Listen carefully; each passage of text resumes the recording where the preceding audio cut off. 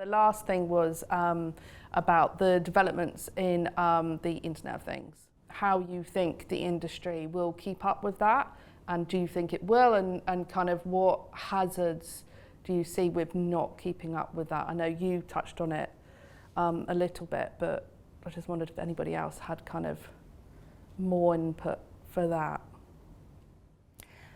I think there's a lot out there that retailers like Tesco perhaps aren't taking advantage of, but from our perspective, we have to consider the customer journey as well, and obviously every individual has a different opinion on how comfortable they are with AI and self-scan and all that sort of thing.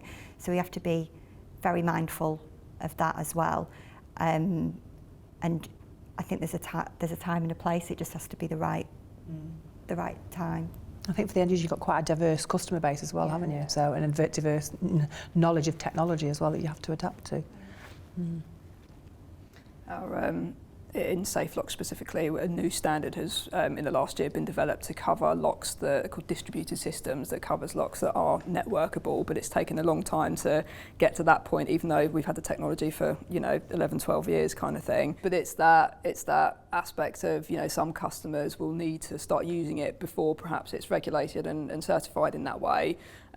Because they want to, because they overlook the need of, okay, well the insurers say this, but we need it to work this way because it's more efficient and works better for us. We don't have to employ an area manager to go around changing codes on Safe, so we can do it remotely. Yes, it has risks, but it's a lot of it is promotion of the product and customers, I guess, taking risks on it to try and push it forward. Yeah.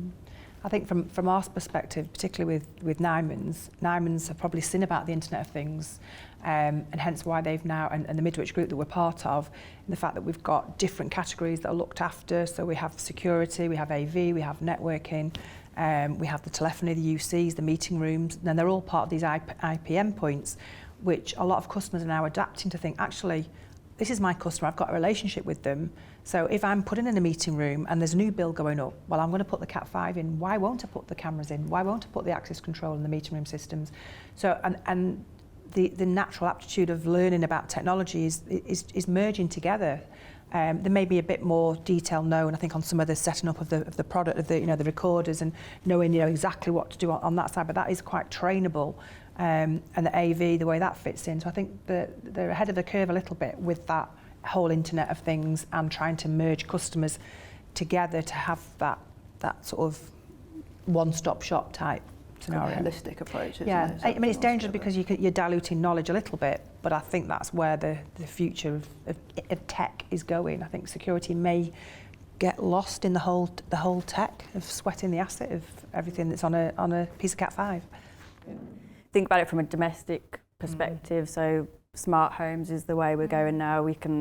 It's got to be convenient, it's got to be app-based, so we've got to set our systems, our intruder alarms through our phone, but we can also have the kettle start boiling on a smart plug, lights come on, we can get the heating on ready. So it has to evolve that way, and we are part of it. And I think you're right, we're such a small part of it when you think about it as a whole, but we're still valid, and the experience that we bring from years gone by will affect how we move forward in that environment as well.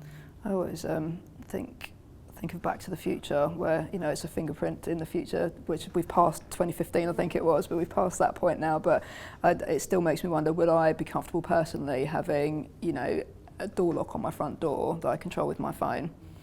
And I wonder how long domestically it will take people to make that switch and move away from the good old key lock. But it'll happen without us noticing, Yeah. right? It could go full circle, though. I often think that with e-books and stuff, and I used to think, Waterstones or bookshops would just die a death, but actually they don't, because people do still appreciate that physical. Yeah. It's almost retro, isn't it? It becomes trendy. Yeah. A bit like the corner shops and the butchers, they're all coming back.